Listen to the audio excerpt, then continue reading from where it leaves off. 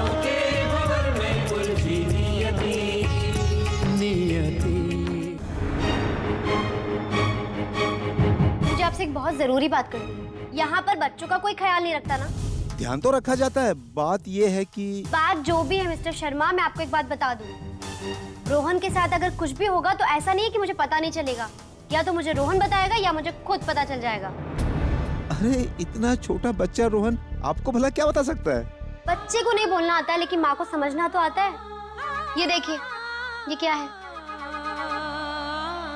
ये चोट कैसी लगी आपको नहीं पता ना? नहीं, मुझे नहीं पता चला, लेकिन ना ये रोया ना मुझे पता चला। अगर आप मुझे नहीं भी बताती तो यहाँ पे डॉक्टर रोज राउंड लगाते हैं और वो आके रोहन को चेक कर लेते। इसमें कोई फिक्र वाली बात नहीं है। प्लीज शर्मा जी, जी आगे से ध्यान रखिए, यहाँ पर सिर्फ रोहन का नहीं, जितने भी बच्चे उन सब का। जी, आप बिल्कुल टेंशन मत लीजिए, मैं ख्याल रखूंगा। Thank you. और रोहन, तुम आगे से ऐसे खेल नहीं खेलना जिसे चोट लगे, ठीक है? पराये बच्चे से इतना प्रेम, और अब हो ही गया है तो भगवान इसे टूटने मत देना। नहीं करना। पहले तुम बताओ कि तुम मुझे अपना मानती हो या नहीं? ये कैसा सवाल हुआ भाभी? मेरी ऐसी कौन सी बात से आपको लगा कि मैं आपको पराया मानती हूँ?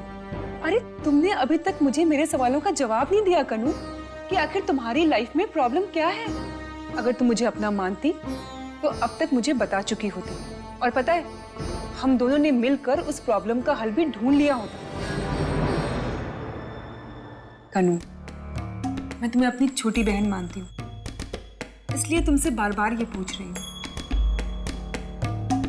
देखो, माँ जी भी कहती है ना, अपनों के साथ बात शेयर करने में सुख पड़ता है और दुख कम होता है। तो बताओ ना, तुम्हारे और अतुल के बीच में क्या प्रॉब्लम है? भाभी प्लीज मुझसे मत पूछिए ये सब। बट आई प्रॉमिस भाभी, मुझे आपकी या किसी की भी हेल्प की जरूरत पड़ेगी तो मैं खुद कहूंगी, लेकिन अभी मुझे मेरे हाल पर छोड़ दीजिए प्लीज।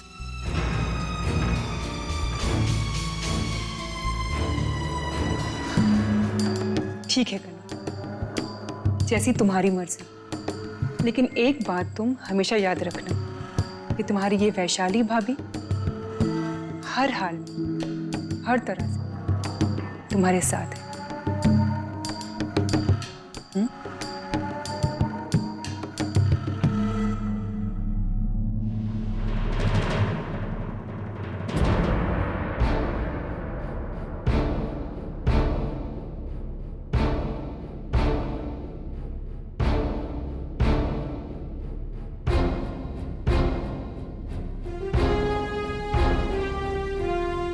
ये मंजली मेरी कन्नू को कौन सी पट्टी पढ़ा रही थी? देखना पड़ेगा चल क्या रहा है इसके मन में।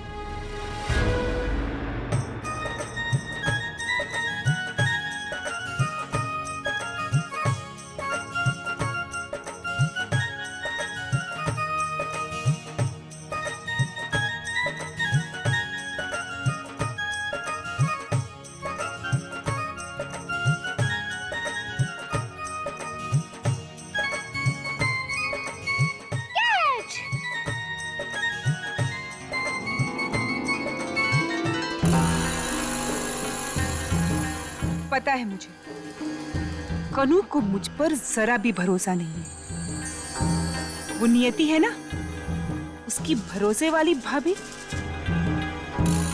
देखती हूँ दोनों के बीच ये भरोसा कब तक कायम रहता है।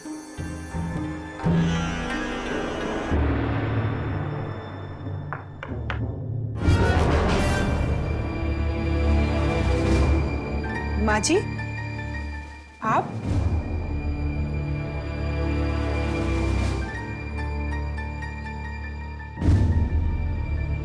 माँ जी, आप यहाँ?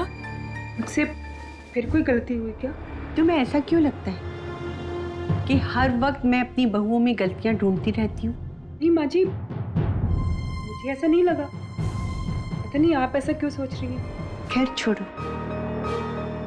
एक बात बताओ, अगर इंसान वक्त रहते अपनी गलती सुधार ले तो उसमें कोई बुराई है क्या? नहीं, नहीं है ना। लेकिन इंसान अपनी गलती कब सुधारेगा? जब उसे अपनी गलती का एहसास हो और हम गलतियों के बारे में खुलकर बात करें, है ना? जी। मुझे अच्छा लगा कि तुम भी ऐसा ही सोचती हो। देखो मंजली, मैं तुम्हें कुछ कहना चाहती हूँ। कन्नू के लिए सबसे ज्यादा जरूरी है अपने आप पर विश्वास बनाए रखना, और कन्नू इस बात की पूरी कोशिश भी कर रही है। इस वक्त उसे बिन मांगी सलाह की और बिन मांगी मदद की कोई जरूरत नहीं है। और मैं समझती हूँ मंजली कि इस वक्त तुम उसे गुमराह नहीं करोगी। देखो, मैं तुम पे कोई इल्जाम नहीं लगा रही हूँ, मगर कन्नू को मैं तुमसे ज्यादा अच्छी तरह जानती हूँ। बेटी है मेरी। मैं जानती हूँ कि कन्नू में अभी बचपना है, हमें बिना बताए उसे समझदारी की राह पर लाना है। पर हमसे कोई नादानी हो गई तो बात बनते बनते कहीं बिगड़ ना जाए। मंजली, मैं उम्मीद करती हूँ तुम कोई नादानी नहीं करोगी। जी।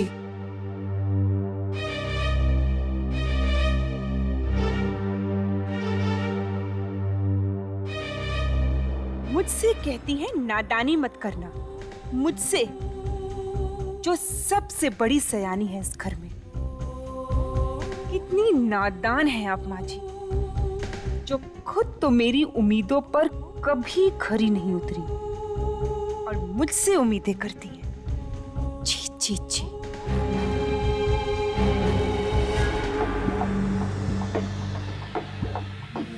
देखो अतुल, उसकी भाभी हूं मैं, पूरा हक बनता है मेरा जानने का। मुझे बताओ कि मैं तुमसे कब और कहां मिल सकती हूँ।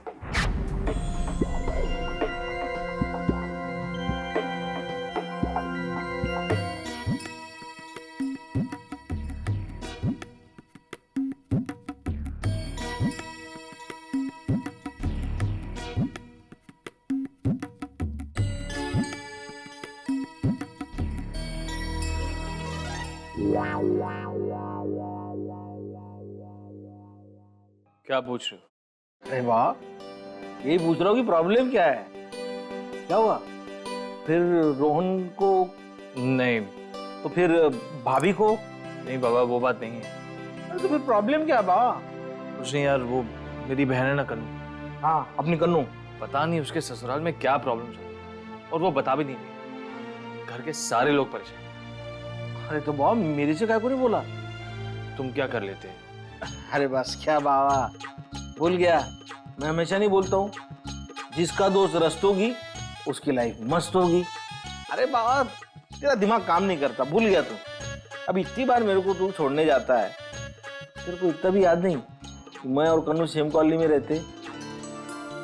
अरे हाँ, अरे रस्त होगी, तुम मेरी मदद करोगे ना? सोचना पड़ेगा। अरे भाई कोई पूछने वाली बात हुई? अब कन्नू तुम्हारी बहन है तो मेरी भी तो बहन है ना? हाँ तो बोलिए, क्या हुक्म है मेरे आका? दोस्तों को हुक्म नहीं दिया जाता, उनसे हक से कहा जाता है। ये कोई ना बात, तो दुनिया मारे झक, तुम जताओ हक। बोलो करना क्या है? अतुल है ना कन्नू का हस्बैंड? हाँ हाँ, अरे पहचानता बाबा उसको मैं। बोलो।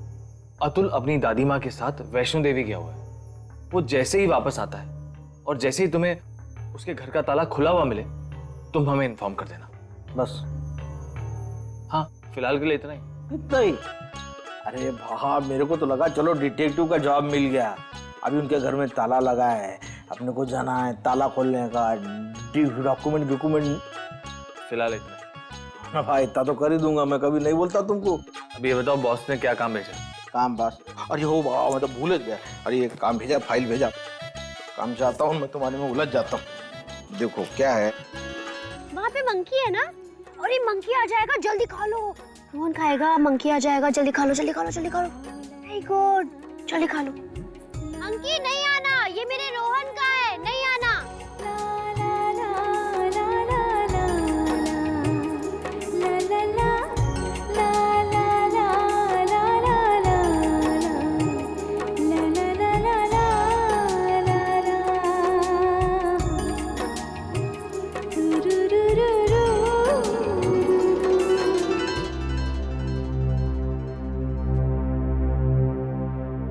कनिका,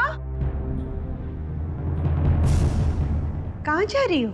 वो मैं मार्केट जा रही हूँ मॉम, बस ऐसे ही अपने लिए कुछ चीजें खरीदने। कैसी चीजें? बस यही चुटपुट सी चीजें। मार्केट ही जा रही हो ना?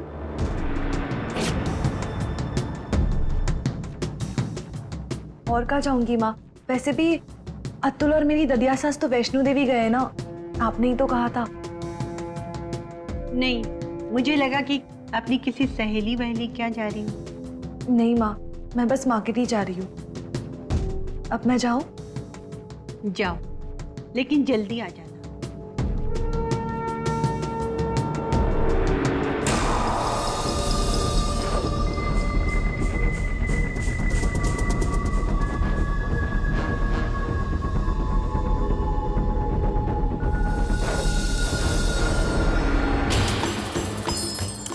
मुझे पता है कन्नू, मार्केट तो तुम नहीं जा रही हो।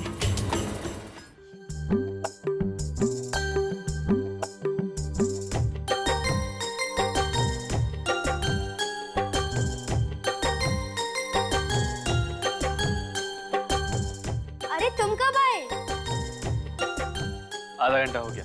रोहन, तुम बाहर झूला झूलने गए थे? तुम्हें झूला झूलना बहुत अच्छा लगता है ना? आइए आइए आइए चंदल साहब, आइए आइए प्लीज। देखिए, हमारा पहला कमरा है, ऐसे ही 4 कमरे और भी है। और इस आश्रम में बहुत सारे बच्चे हैं। देखिए कितने सुंदर और अच्छे बच्चे हैं। देख लो, कोई पसंद आए तो वही बच्चा मैं गोद ले दूंगा।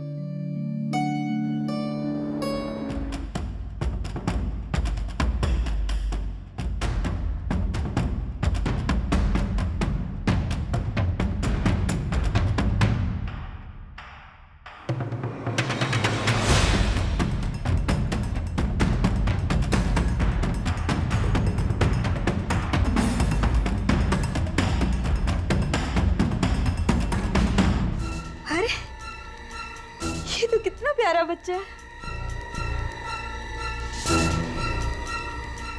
मुझे तो बस यही बच्चा चाहिए।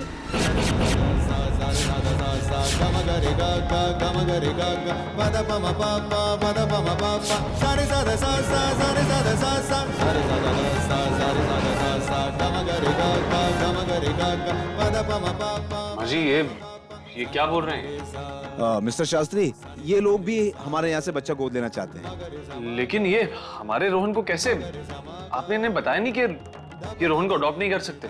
क्यों? क्यों नहीं कर सकते? क्योंकि रोहन को हम अडॉप्ट करने वाले हैं और हमने 1 महीना पहले से ही एप्लीकेशन दे रखी है। जी, ये बिल्कुल सच है। देखिए, ये हमारा बच्चा है, आप किसी और बच्चे को चूज कर लीजिए। नहीं, मुझे यही बच्चा चाहिए।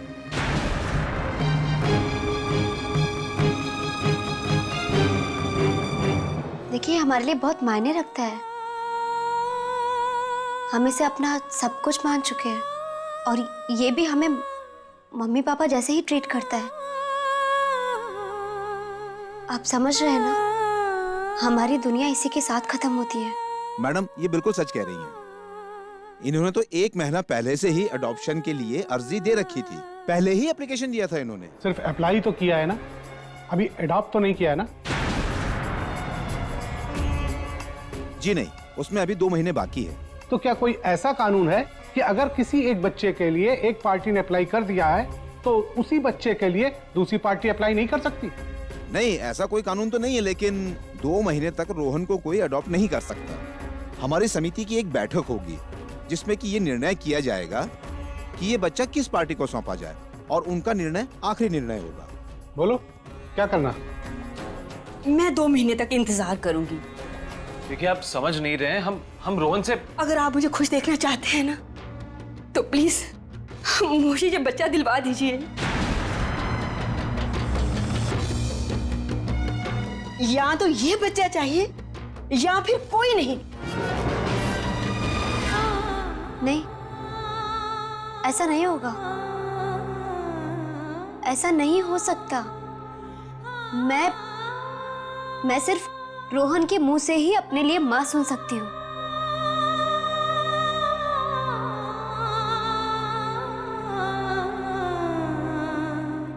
ऐसा नहीं होगा, आप सुन लीजिए, ऐसा नहीं होगा। मिस्टर मैनेजर जी, मुझे यही बच्चा चाहिए। देखिए, मैं आज तक अपनी बीवी की हर ख्वाहिश पूरी करता आया और ये ख्वाहिश भी मैं जरूर पूरी करूंगा।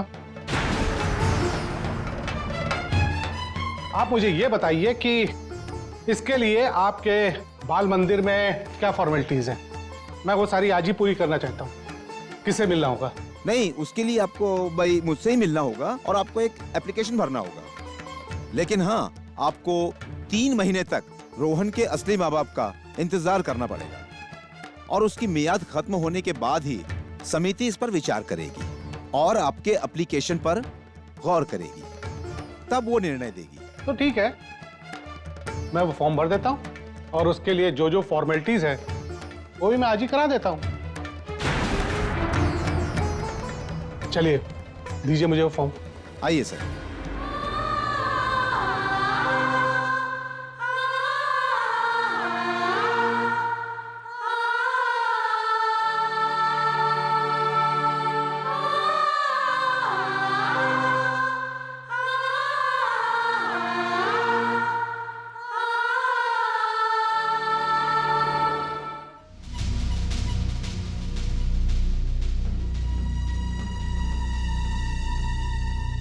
बस भैया यही रोक दीजिए। भैया आप यही रुकिए, मैं अभी आती हूँ।